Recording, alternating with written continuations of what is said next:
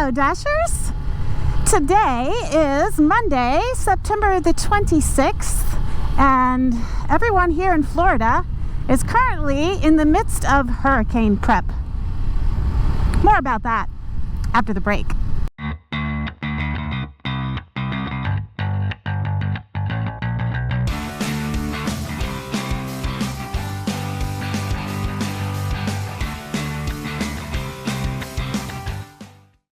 That's right, friends.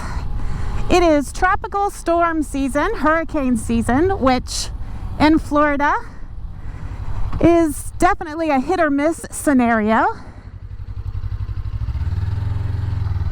I had to divert there. It was an accident at the traffic light up there. But yes, hurricane season starts June 1st and it ends November the 30th.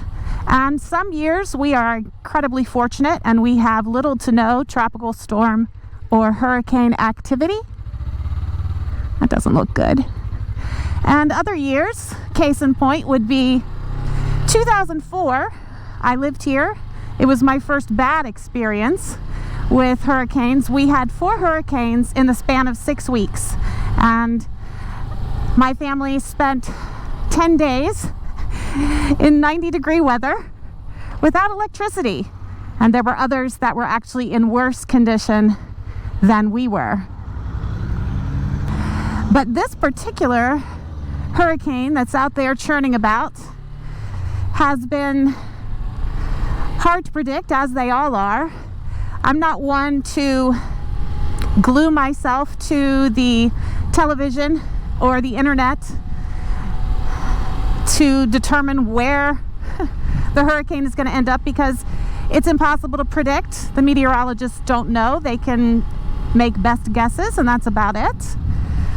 But it has taken an easterly turn, and it would be coming up and making landfall somewhere around Tampa is the best guess right now. It could be farther north.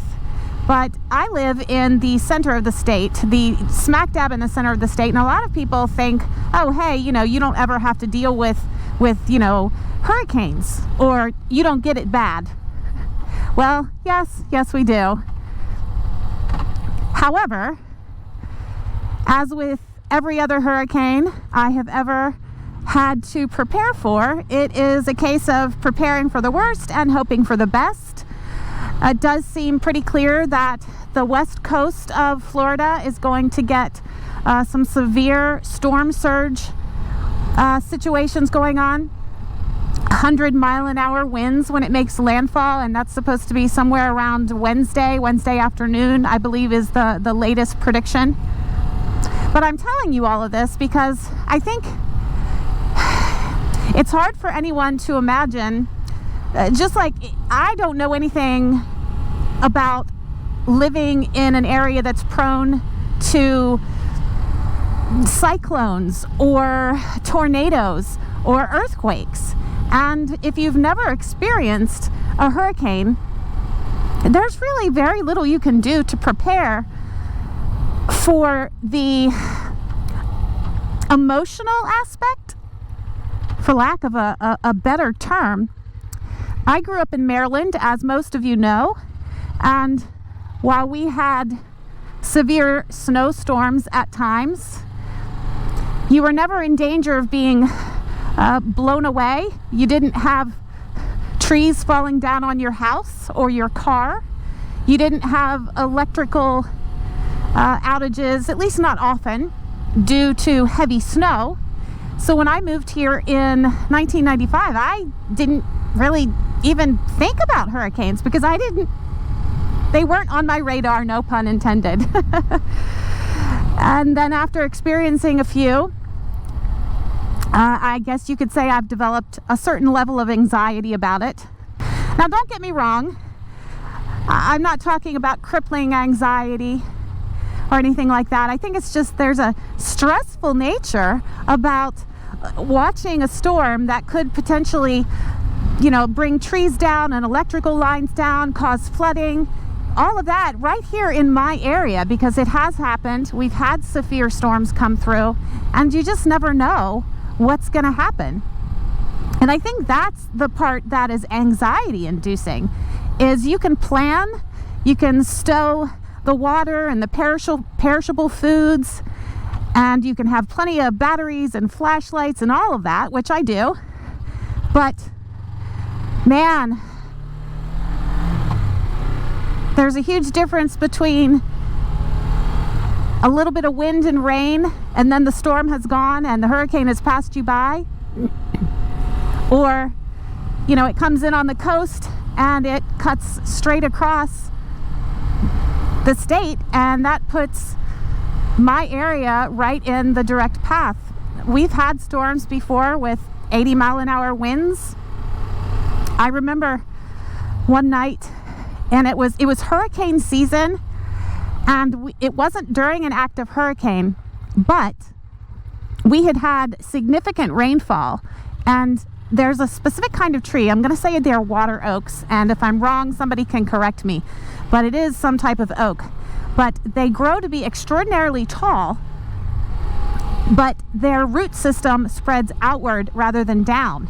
So when you have heavy rainfall with a lot of accumulation in a short period of time, and then you combine that with winds, sometimes you don't even need the wind. Those trees come down, and those are the trees you see come down the most when it's a hurricane, active hurricane. But this particular year, I was asleep and I was awoken by this horrendous crackling noise. And if you've ever been near a tree when it starts to break apart, that's what woke me up. It was so loud, and it sounded like it was so close to where I was sleeping that I rolled off the bed onto the floor. And about that time, there's this massive crashing boom, and it was a tree that had come down, not on the house. I was fine, but it came down across the street about 30 feet away from where I was sleeping. So when I say I have some level of anxiety when it comes to hurricanes, I speak the truth. This time around, I have to make the same preparations as I've had to make the last 2.5 years, which is send my bike away. That's right. My bike has to go into storage because I don't have a garage. I have a very nice covered carport where this gal hangs out and she escapes the weather. However, it is not a safe enough place for her to stay during a hurricane because of the potential for flying debris. Now, my car will be there, but I'm less worried about that. It's bigger, it could take a hit. So yes, tomorrow morning I am fortunate enough to work for kind of an independent contractor kind of scenario. I work for someone who has a large building with offices in the front and a warehouse space in the back. And so for the last 2.5 years since I've had my motorcycle, I have taken my bike over there anytime I went out of town for, say, a vacation, which would essentially be visiting my mom up in Maryland, or if there was a hurricane coming. So tomorrow morning I will be ferrying this girl over there and parking her, and maybe she'll get a mani-pedi while she's there. I don't know, but I guess for her it's a bit of a staycation. Maybe that would have been the better term, but nonetheless, she and I will be parted when the hurricane does or doesn't come through. I will say now that this video may not age well, even just this week. I'm recording it, like I said, on the 26th. We are expecting the hurricane on Wednesday or Thursday in this area, and depending on which direction it takes between now and then, we may get bypassed almost entirely, or I could be answering comments on this video using my cell service because I won't have any Wi-Fi. And there's no way to know how long that circumstance could last. So I will keep you guys updated. I will make a community post. This should go live on Thursday. I will make a community post here on YouTube to let you guys know the status of everything, where I am hurricane wise. Even if it's just, hey, it missed us, I'm so happy. And I will also post over on Instagram the same information, because I know not all of you are over there.